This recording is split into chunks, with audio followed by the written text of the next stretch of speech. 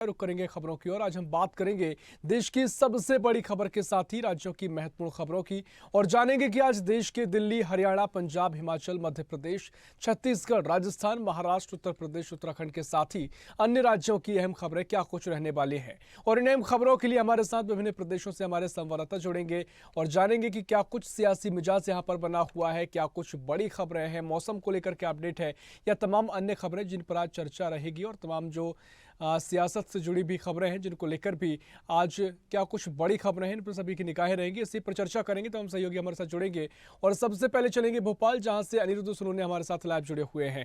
अनिरुद्ध जी, क्या कुछ बड़ी खबरें आज मध्य प्रदेश से हैं, भोपाल से है, क्या कुछ सियासी मिजाज बना हुआ है या इसके अलावा क्या कुछ बड़ी खबरें हैं?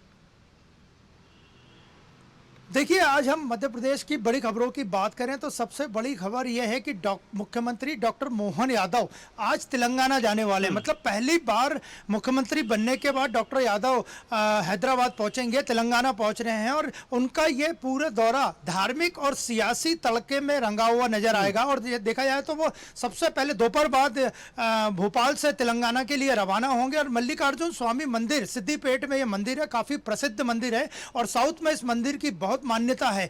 तो सिद्दीपेट में मंदिर में पहुंचेंगे, इसके बाद उनका कुछ सिकंदराबाद में भी कार्यक्रम है और वे पार्टी वर्कर से भी मिलेंगे, बैठ के भी लेंगे। मतलब आज डॉक्टर मुख्यमंत्री मोहन यादव का जो दौरा है वो सियासी और धार्मिक दोनों तरह से रहेगा। और बात करें प्रशासनिक फेरबदल की तो जब से मुख्यमंत्री बने डॉक्टर मोहन यादव वो लगातार उच्च अधिकारियों के तबादले और उनके विभागों में फेरबदल कर रहे हैं। इसी कड़ी में 12 आईपीएस अधिकारियों का तबादला किया गया है और ये 12 आईपीएस जो अधिकारी हैं इनमें सीनियर और जूनियर दोनों स्तर के अधिकारी हैं। और डॉक्टर मोहन सरकार ने 8 जिलों के एसपी बदले, इन 8 जिलों के आईजी को बदला है और 4 जिलों के एसपी को बदले। और जिन 4 जिलों के एसपी बदले गए उनमें उज्जैन, दतिया, बैतूल और नीमच शामिल है। और बैतूल में एसपी को इसीलिए हटाया गया क्योंकि अभी पिछले दिनों आदिवासियों की पिटाई का मामला आया था, उसमें बैतूल एसपी ठीक से कार्रवाई नहीं कर पाए थे। तो इस तरह प्रशासनिक फेरबदल मध्य प्रदेश में लगातार जारी है और 12 आईपीएस अधिकारियों को अचानक बदल दिया गया है, जिससे कि आईपीएस महकमे में भी हड़कंप है कि आने वाले दिनों में इस तरह की कार्रवाई और देखने को मिलेगी।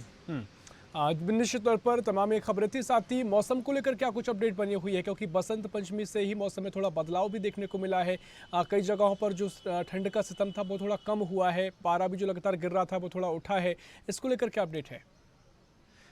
देखिए, मौसम की बात करें तो मौसम में लगातार सुबह और शाम ठंडक बनी हुई है, लेकिन राजनीतिक मौसम की अगर हम बात करें तो आज मध्य प्रदेश के लिए अहम दिन है क्योंकि राज्यसभा के लिए नामांकन करने का आज आखिरी दिन है। और आज भारतीय जनता पार्टी के चारों उम्मीदवार अपना नामांकन भरेंगे। इसके साथ ही कांग्रेस पार्टी के एक उम्मीदवार अशोक सिंह, जिन्हें पार्टी ने राज्यसभा में उम्मीदवार घोषित किया है, वे भी आज अपना नामांकन बनेंगे। और भारतीय जनता पार्टी की बात करें तो भारतीय जनता पार्टी में 2 अप्रैल को 4 सांसदों, राज्यसभा सांसदों का कार्यकाल समाप्त हो रहा है, जिसमें कि एल मुरुगन, अजय प्रताप सिंह, कैलाश सोनी और धर्मेंद्र प्रधान है। 2 अप्रैल को इन लोगों का कार्यकाल समाप्त हो रहा है। तो इनकी जगह हालांकि एल मुरुगन को वापस आज नामांकन भरना है, उन्हें रिपीट किया जा रहा है। इसके अलावा माया नारोलिया, जो कि भारतीय जनता पार्टी मध्य प्रदेश यूनिट की प्रदेश अध्यक्ष, वे भी नामांकन भरेंगे। इसके अलावा जो 2 अन्य उम्मीदवार हैं, उमेश नाथ महाराज, वे भी नामांकन भरेंगे। और बंसीलाल गुर्जर, ये चारों नेता भारतीय जनता पार्टी की तरफ से आज दोपहर बाद विधानसभा पहुंचकर अपना नामांकन दाखिल करेंगे। और इनके साथ ही कांग्रेस पार्टी की तरफ से जो राज्यसभा के उम्मीदवार हैं वो अशोक सिंह, वो भी नामांकन बनेंगे। और मध्य प्रदेश में 5 राज्यसभा की सीटें आनी है आंकड़ों के हिसाब से, तो इनमें 4 भारतीय जनता पार्टी को जाएंगी और 1 कांग्रेस पार्टी को जाएगी। निश्चित तौर पर इससे पहले भी तमाम तरीके से राज्यसभा को लेकर कांग्रेस में भी जो स्थिति बनी हुई थी, उससे लेकर कोई स्थिति स्पष्ट हो पाई है? देखिए, कांग्रेस को लेकर काफी उपापोह की स्थिति में थी और आंकड़ों के हिसाब से देखा जाए तो मध्य प्रदेश की 230 विधानसभा सीटों में से 66 सीटें इस वक्त कांग्रेस के पास है। कांग्रेस के पास 1 राज्यसभा की सीट आना तय माना जा रहा है। हालांकि भारतीय जनता पार्टी दावा कर रही है कि वह कांग्रेस पार्टी से 1 सीट भी छीन लेगी। लेकिन अशोक सिंह आज कांग्रेस पार्टी के उम्मीदवार के रूप में अपना नामांकन दाखिल करेंगे। अशोक सिंह के बारे में बताते कि काफी सीनियर नेता है और ग्वालियर के बड़े नेताओं में इनकी गिनती होती है। निश्चित तौर पर जो तमाम ये खबरें थी, साथ ही लोकसभा चुनाव को लेकर भी तमाम तैयारियां हैं, बैठकों का दौर भी चल रहा है। इससे लेकर कोई खास तैयारी दलों की दिखाई दे रही है?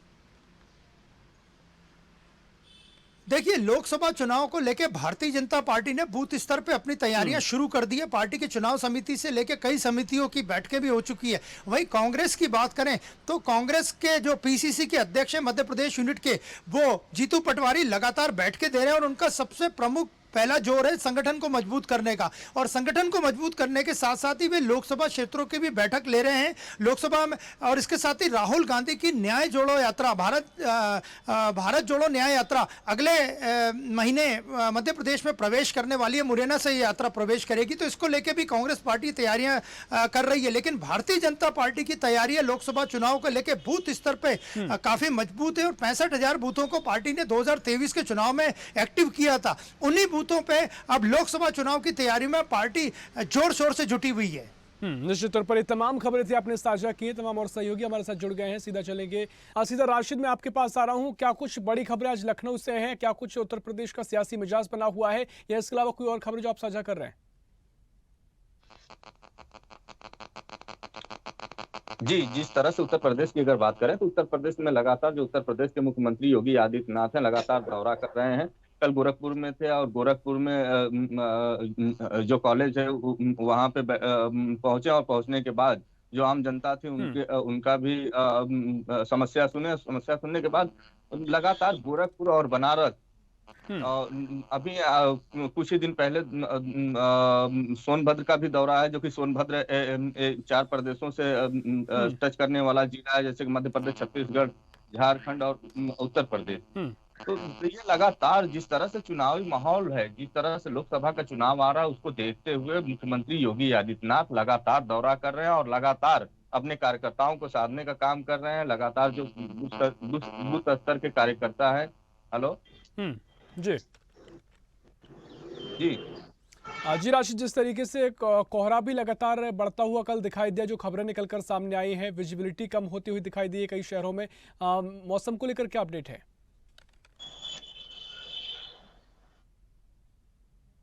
जी राशिद, आवाज सुन पा रहे हैं? तकनीकी खामी के चलते संपर्क नहीं हो पा रहा है। अब निशी मैं आपके पास आ रहा हूं। जिस तरीके से तमाम खबरें आपने साझा की हैं और यूसीसी को लेकर तमाम बिंदुओं को लेकर अब ज़्यादा विवाद भी देखने को मिलने लगा है। जिस तरीके से रिलेशनशिप को लेकर जो कहें कि एक प्रावधान उसमें किया गया है लिव इन रिलेशन को लेकर, उसको लेकर भी तमाम चर्चाएं हैं। तो इसको लेकर क्या कुछ स्थिति उत्तराखंड में बनी हुई है, क्योंकि कई जो विपक्षी दल हैं वो इसका विरोध कर रहे हैं? जी बिल्कुल, देखिए ऋषभ, यहाँ पे लगातार यूसीसी को लेके जिस तरीके सरकार अपनी पीठ थपथपा रही थी, उसको लेके कहीं ना कहीं यह विरोधाभास यहाँ पे आ रहा है। खास करके मुस्लिम सेवा संगठन वगैरह ये सब तमाम लोग जो है सामने आए हैं। उनका कहना था कि हमारे से जो है ये बातें साझा नहीं की गई और जो ये ड्राफ्ट था इसका मसौदा हमारे साथ चर्चा नहीं किया गया, इसमें कई खामियां अभी जो है और कुछ जो रखी गई है वो शरीयत के खिलाफ यहाँ पे अब इस तरीके का विरोधाभास यहाँ पे शुरू हो चुका है और इसको लेके लगातार यहाँ पे सरकार को कटघरे में खरीदने की बात चली जा रही है। और सबसे बड़ी बात यहाँ पे अगर बात करें ऋषभ, तो मैं बताना चाहूंगा कि जिस तरीके से हल्द्वानी बलपुरा की बात आई थी, हल्द्वानी आगजनी की बात आई थी, उसको लेके अब हाई कोर्ट ने जो है यहाँ पे राज्य सरकार को जो है यहाँ पे समय दिया है कि आप अपना जो है शपथ पत्र यहाँ पे किए। क्योंकि जो याचिका करता था उनकी जो वकील थे उन्होंने बहस में यहाँ पे साफ कहा है कि जो समय था उसका क्या बोलते हैं हाई कोर्ट का ध्वस्तीकरण का, और बिना कोर्ट के आदेश के ध्वस्तीकरण किया गया है। और जो लेके जिसको लेके ये आगजनी हुई है उसको लेके अब स्पष्टीकरण सरकार से हाई कोर्ट ने मांगा है। जी ऋषभ, जहां से अनिरुद्ध जी हमारे साथ जुड़े हुए हैं। अनिरुद्ध जी, इस तरीके से आपने जिक्र किया, मुख्यमंत्री डॉक्टर मोहन यादव तेलंगाना के दौरे पर रहेंगे, लेकिन तमाम तरीके से हमने देखा कि यूपी के दौरे पर भी इससे पहले सीएम मोहन यादव थे और लोकसभा चुनाव की तैयारियों में लगातार जुटे हुए हैं। तो क्या कुछ रणनीतियां से बीजेपी की नजर आ रही है? मोहन यादव अगर लगातार अन्य प्रदेशों में जा रहे हैं तो किस तरह की रणनीति का वो हिस्सा दिखाई दे रहे हैं? देखिए, जब से मुख्यमंत्री मध्य प्रदेश के बने हैं डॉक्टर मोहन यादव, उसके बाद वे लगातार बाहर के राज्यों का दौरा कर रहे हैं और सबसे पहला दौरा उन्होंने बिहार का किया था। बिहार के पटना में उन्होंने एक बड़ी सभा ली थी और कृष्ण चेतना मंच ने यह कार्यक्रम का आयोजन किया था। और बिहार की बात करें तो बिहार में यादव वोटर लगभग 14% के आसपास हैं। और इसके अलावा पिछले ही दिनों उन्होंने उत्तर प्रदेश का भी दौरा किया। आजमगढ़ क्लस्टर की उन्होंने बैठक ली थी और आजमगढ़ क्लस्टर को उत्तर प्रदेश के जो पूर्व मुख्यमंत्री और कद्दावर नेता हैं अखिलेश यादव का गढ़ माना जाता है। और उत्तर प्रदेश की बात करें तो 54 जिले जो उत्तर प्रदेश में है उनमें 12 से ज्यादा जिलों में यादव जो वोटिंग का परसेंटेज है वो 20% से ज्यादा है। तो जातिगत समीकरण भी इसमें बिल्कुल शामिल है, लोकसभा की तैयारियां भी शामिल है। और डॉक्टर मोहन यादव जो कि अच्छे वक्ता के रूप में भी जाने जाते हैं, तो दोनों ही स्टेट में जब उन्होंने अपने संबोधन दिया तो उन्होंने न केवल सुनने वालों को बल्कि वहां की आम जनता को, आम लोगों को भी प्रभावित किया। और आज पहली बार मुख्यमंत्री बनने के बाद पहली बार वे साउथ की तरफ, दक्षिण की तरफ रुख कर रहे हैं। और उनका यह दौरा भी पूरी तरह से राजनीति से भी प्रेरित है, लेकिन वह कई धार्मिक स्थल पे भी जाएंगे और वहां पे वो कल बैठकें भी लेंगे। और बैठकों के बाद ये पहली बार है कि कोई यादव मुख्यमंत्री मध्य प्रदेश का साउथ के दौरे पे और खासकर तेलंगाना के हैदराबाद के दौरे पे जा रहा हो। तो आज के उनके दौरे पे सबकी निगाह है और भारतीय जनता पार्टी के थिंक टैंक आरएसएस ने भी उनके दौरे पे पूरी निगाह रखी हुई है कि किस तरह वो वहां पे दौरा कंप्लीट करके वापस आते हैं और उनके दौरे का राजनीतिक गुणाभाग क्या होता है ये आने वाले समय में ही पता चल सकेगा। निश्चित तौर पर देखिए, इससे पहले तमाम जो बीजेपी सरकारों में मुख्यमंत्री हैं, चाहे योगी आदित्यनाथ हो, एक बड़ा नाम देश भर में रहे हैं, कई राज्यों का दौरा करते रहे हैं। खासकर जब भी लोकसभा चुनाव हो या अन्य चुनावों की दृष्टि से उनको कई बार जिम्मेदारी सौंपी जाती है। तो कहीं ना कहीं क्या मोहन यादव भी उसी दिशा में आगे बढ़ रहे हैं?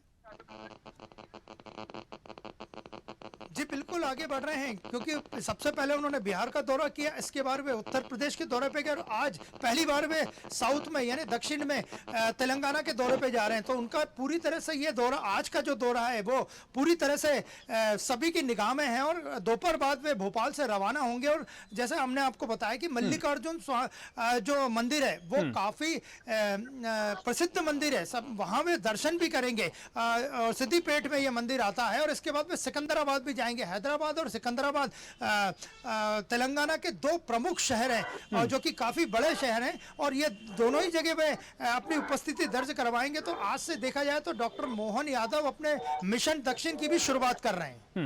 निश्चित तौर पर। चलिए अवनीश जी, मैं आपके पास आ रहा हूं। जिस तरीके से तमाम खबरें कल की रही हैं और साथ ही जिस तरीके से किसान आंदोलन भी लगातार देश भर में तूल पकड़ रहा है, इसका कोई असर उत्तराखंड में दिखाई दे रहा है? हालांकि क्योंकि यहाँ पर भी तमाम जो किसान संगठन हैं, कहीं ना कहीं से देश भर के तमाम हिस्सों से जो किसान हैं वो हरियाणा, पंजाब में जो किसान लगातार बॉर्डर पर संघर्ष पुलिस और प्रशासन के बीच चल रहा है उसमें शामिल होने पहुंच रहे हैं। तो किसी तरह का असर उत्तराखंड में दिखाई दे रहा है?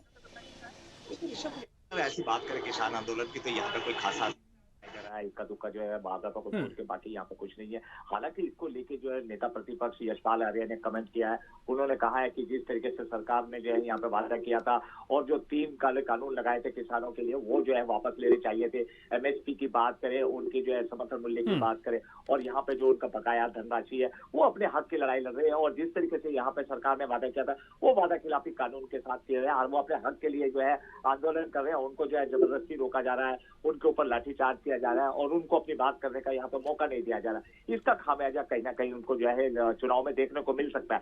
इस तरीके के जो है यहाँ पे बयानबाजी विपक्ष की तरफ से शुरू हो चुकी है।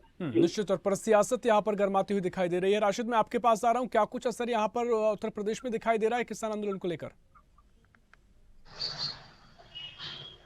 जिस तरह से बात करें कि दिल्ली में जिस तरह से किसान आंदोलन कर रहे हैं उसको देखते हुए उत्तर प्रदेश में हाई अलर्ट जारी कर दिया गया है। जो भी जिस तरह का जो किसान आंदोलन के जो किसान नेता हैं वो लगातार दिल्ली बॉर्डर पार करने की कोशिश कर रहे हैं, मगर उत्तर प्रदेश पुलिस उनको जाने नहीं दे रही है। और पहली बात यह है कि जिस तरह से लगातार दिल्ली में किसान आंदोलन कर रहे हैं और किसान अपने मांग को लेकर लगातार आंदोलन कर रहे हैं, पिछले कुछ सालों पहले भी आंदोलन हो रहा था, उसको देखते हुए मुख्यमंत्री योगी आदित्यनाथ ने यहाँ के जो किसान नेता हैं, जो किसान पदाधिकारी हैं और उनको एक संदेश दे दिया है कि आप उत्तर प्रदेश से दिल्ली में जाकर अगर इस तरह की हरकतें करते हैं और किसी भी प्रकार का अगर कोई गतिविधि नजर आती है तो आपके ऊपर कानूनी कार्रवाई की जाएगी। निश्चय प्रशासन यहाँ पर मुस्तैद नजर आ रहा है। फिलहाल बहुत शुक्रिया आप सभी का तमाम जानकारी में साझा करने के लिए। ऐसी ही खबरों के लिए हमें लाइक करें, शेयर करें, फॉलो करें और यूट्यूब पर सब्सक्राइब करें और बेल आइकन दबाना ना भूलें। साथ ही ताजा अपडेट्स के लिए हमारी वेबसाइट स्वदेशलाइव.com पर जरूर जाएं।